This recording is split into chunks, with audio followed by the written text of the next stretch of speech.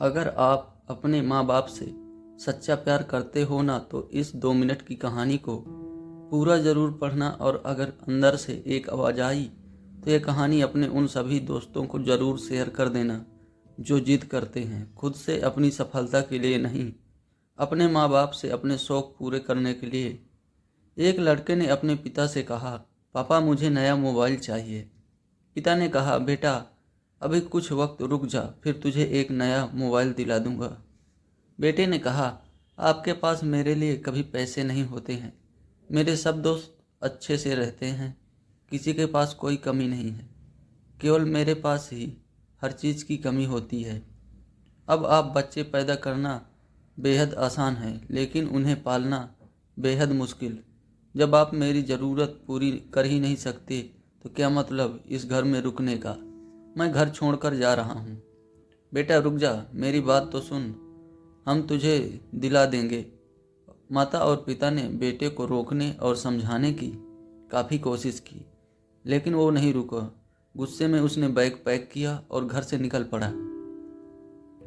लेकिन घर से निकलते वक्त गलती से उसने अपने पिता की डायरी अपने बैग में डाल ली।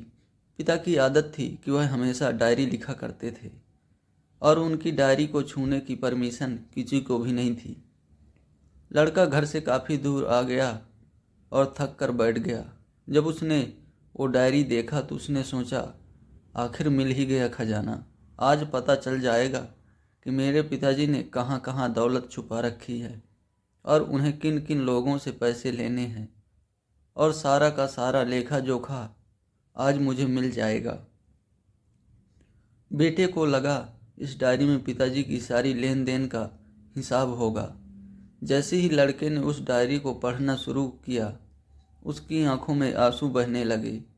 डायरी के शुरुआती पन्नों में बेटे को जो बाइक दिलाई थी उसका हिसाब लिखा था, जिसकी ईएमआई पिताजी अभी तक चुका रहे थे।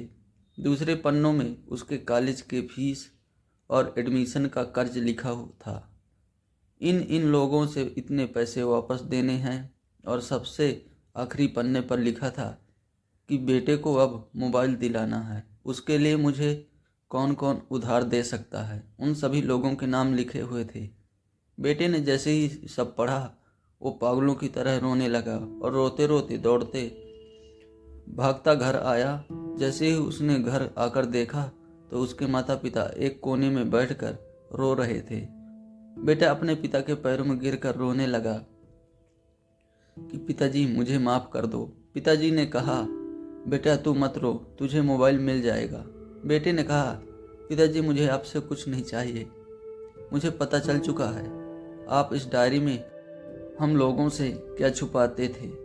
मैं अब आपको कोई काम नहीं करने दूंगा, मैं मेहनत करके सब कुछ ठीक करूंगा। ये सुनकर पिताजी ने बेटे को गले से लगा लिया। दोस्तों, माँ बाप अपना पूरा जीवन, अपनी पूरी खुशी अपने बच्चों के लिए कुर्बान कर देते हैं, लेकिन कुछ बच्चों को लगता है कि माँ बाप ने उनके लिए कुछ नहीं किया। वह कभी आपको अपनी समस्या नहीं बताते, भले ही वह कितनी ही बड़ी समस्या से गुजर रहे हों। रिश्तेदार भी उन्हें नीचा दिखाते होंगे तो भी वो सह लेते होंगे, लोग भी ताने मारते होंगे तो भी वह सह लेते होंगे, लेकिन आपसे अपनी समस्या कभी शेयर नहीं करते, क्योंकि वो आपको कभी दुखी नहीं देखना चाहता है। अब आपका फर्ज बनता है अपने माँ बाप को अच्छी तरह रखना और उन्हें सुख देना, ताकि वो भी अपने जीवन का बचा हुआ समय सुख में गुजार सकें। यदि आप अभी भी नींद में सोए हों तो आप जाग जाइए और अपने शौक़ पूरे करने पर नहीं, अपना करियर बनाने पर ध्यान दीजिए, क्योंकि अगर आप अपने माँ बाप के रहते कुछ नहीं कर पाए तो बाद में आप सोने का महल भी बना लोगे, उसमें भी आपको नींद नहीं आएगी। अपने जीवन में कुछ बेहतर कर लीजिए ताकि आपके माता पिता को उम्र होने के बाद भी काम न करना पड़े। अगर कहानी अच्छी लगी तो इसे सभी के साथ शेयर कीजिए, और अगर अभी लाइक नहीं किए तो ज़रूर कीजिए। धन्यवाद।